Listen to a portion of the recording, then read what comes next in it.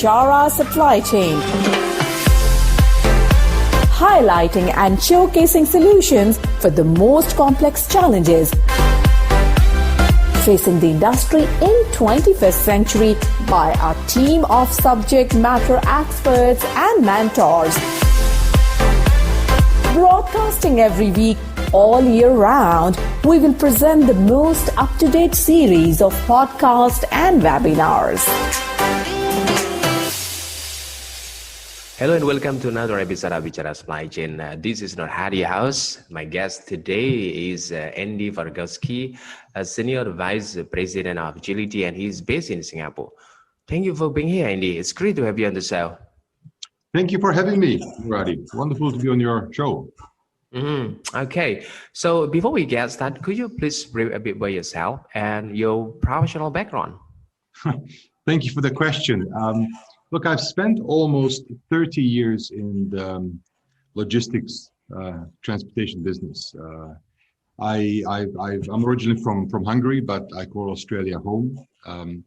Most notably Sydney, but I've lived in almost 13 different countries, growing up as a child in Africa and then moving to different parts of the world. And my logistics career has taken me from working in Australia, New Zealand, into Europe, Austria, Russia. Then I worked in the Middle East, Dubai, and many parts of Asia, including Thailand, India, and now Singapore. So I've spent most of my life on the road and worked in aviation industry with airlines, and for pretty much half of my time. And then, of course, the last 15 years in the logistics sector, doing air, ocean, road logistics, contract logistics on the ground, anything to do with transportation. Okay, so Andy, the Agility just released a report called Agility Emerging Market Logistics Index 2021, right? So what is the index telling about? Good question. Well, look, we've been doing the Agility Emerging Market Logistics Index for about 12 years now. It has two parts. First, we do a survey of 1,200 global logistics executives to find out what's in their mind right now as it relates to the emerging markets, the global logistics picture, and the economic outlook for the year ahead. Second, our research partner, Transport Intelligence, ranks the world's top emerging markets. It's a broad look at their competitiveness based on how they perform in international logistics, domestic logistics, and business fundamentals, which really means how business-friendly they are. These are factors that make them attractive to logistics providers, freight forwarders, shipping lines, air cargo carriers, and distributors alike. Yeah, so the index is pretty much about getting this feedback from this very broad spectrum of respondents. Interesting. And could you also share with our listener what are some key findings of the index?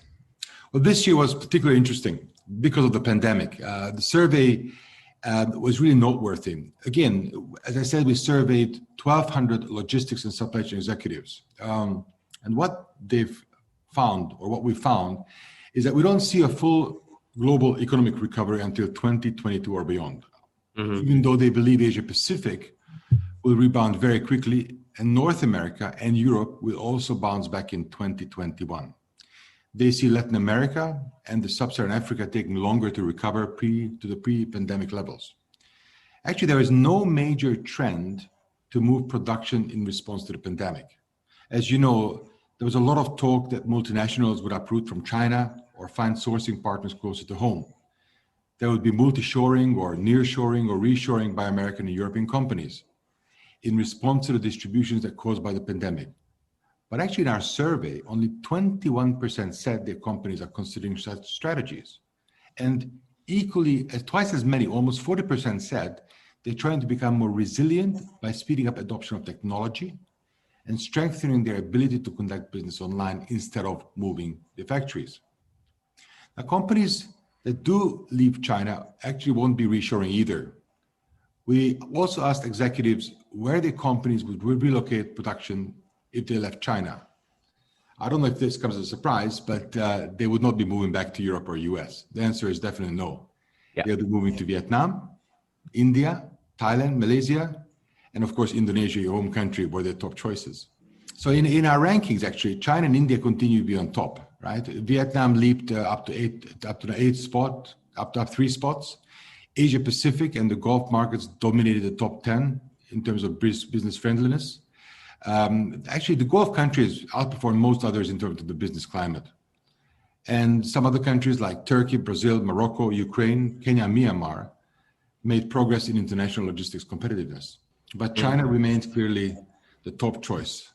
Okay, so now it's about the COVID-19, Andy. How significantly has the logistic industry sector have been affected by the COVID-19 pandemic, particularly in the emerging countries?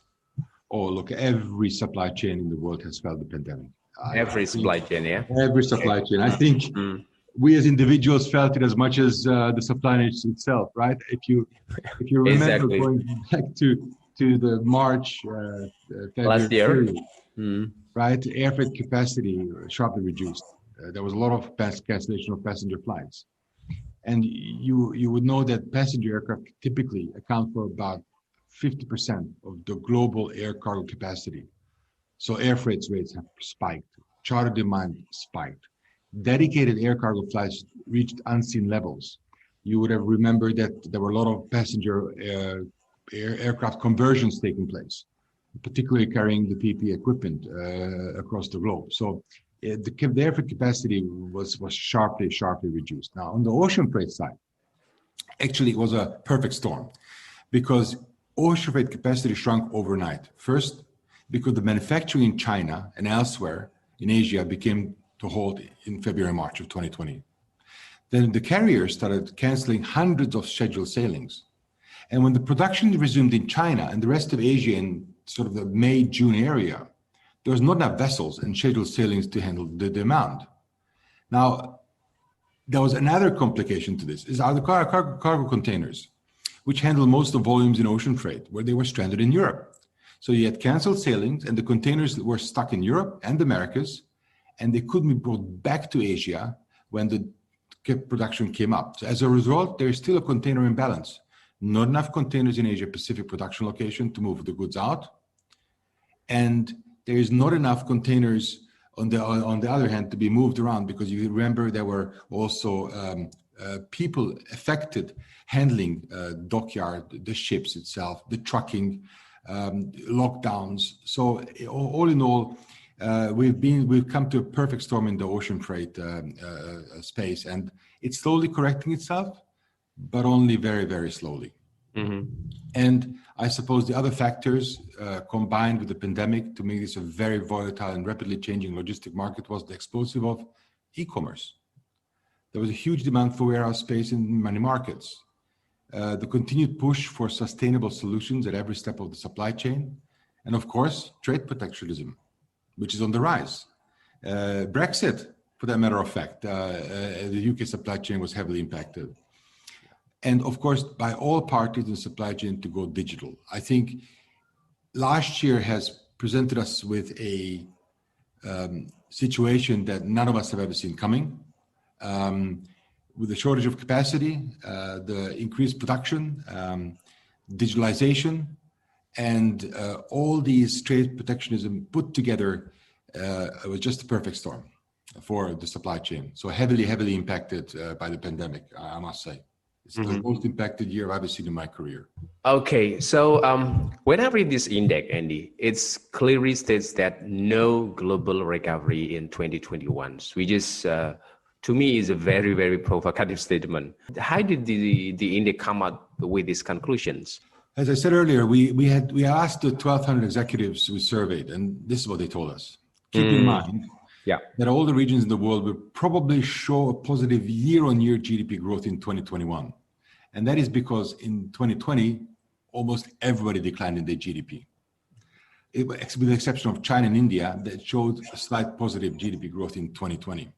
So the question is actually, how fast do we return to 2019 GDP levels and then show an increase from there? The executives in our survey felt that Asia Pacific, North America, and Europe will bounce back in 2021. Latin America and the Sub-Saharan Africa region will take longer. But as a side note, economists are also questioning whether Europe will be able to rebound in 2021. So it's really a combination. I think the baseline of growth need to go back to now 2019. When we get to that level again, that's when we should be measuring growth from. So we can only hope that with the rollout of the vaccine, which is taking quite a good momentum in many countries, we'll be able to open up the economies in a much faster way. But this is yet to be seen. What are the top priorities in 2021? That's a very good question, actually, because for most companies, the priority is building resiliency into their supply chain. They need to make it stronger, more flexible, more durable, more able to perform in the face of disruption. I think the learning that come up from last year is resilience, actually. I mentioned the importance of digital earlier. Companies that adjusted to the pandemic quickly generally were those that were digitally ready. They had the tools they needed to communicate internally and with suppliers and vendors. They were able to get the real-time visibility into shipments, orders, inventory, sales and supply status, and connect a greater share of their business, whether it was business to consumer, certainly, but also business to business, online through a simple, easy-to-use website and web application model. They were also the ones who collected and analyzed the data that would point out weaknesses, show their blind spots, and highlight trends or patterns they needed to address. So the companies that weren't digitally ready were generally struggling. For them, it was the big question about survival, not necessarily about the recovery itself. But priority-wise, and I would even say that in 2021, the fundamentals of the disruption of 2020 continues, actually. We have not seen the passenger aircraft capacity come back for airlines, for air freight to be readily available. The shipping lines, as I said earlier, are recovering with the container imbalance, but they haven't recovered yet. We've seen generally in the market spikes in transportation or lulls. I can also think about Chinese New Year, for example, that we've just passed. Today's market is unpredictable. It's consistently high. So it was really about the priorities needed to be being resilient, vigilant, but very important is how digitally ready they were to handle the supply chain disruptions. And as I mentioned earlier, this is all to do with visibility, communication, and analyzing the weaknesses in the supply chain. Mm-hmm. Interesting. Okay, Andy, what are other key takeaways you may share with our listener? Look, the key takeaways is that the transport industry is vital to the global supply chain. I think we've seen this. We've seen how important it is, how important logistics is. In fact, in the first time in my career as well, I've heard that I'm a frontline worker, similarly to the medical professionals, because we kept cargo moving. Mm-hmm. And cargo meant technology so that we can conduct our Zoom calls instead of travel. It meant perishables so that we can continue stocking the supermarkets to the shelves. It really meant everything to do with our everyday life that we've taken for granted. And I think one of the key takeaways is that while logistics disruptions have taken place, it is still very little has actually changed from the build-up in the emerging markets. Yeah. We'll continue to be heavily relied upon for the global economy. There is no plan to nearshore the productions going back to European or American shores. So where we live and where we work and where our colleagues are mostly based will continue to play a very important role in our global supply chain. And this has not changed, despite the political rhetoric and some in the early indicators that this may happen. So business as usual. We carry on and we carry growing. Awesome.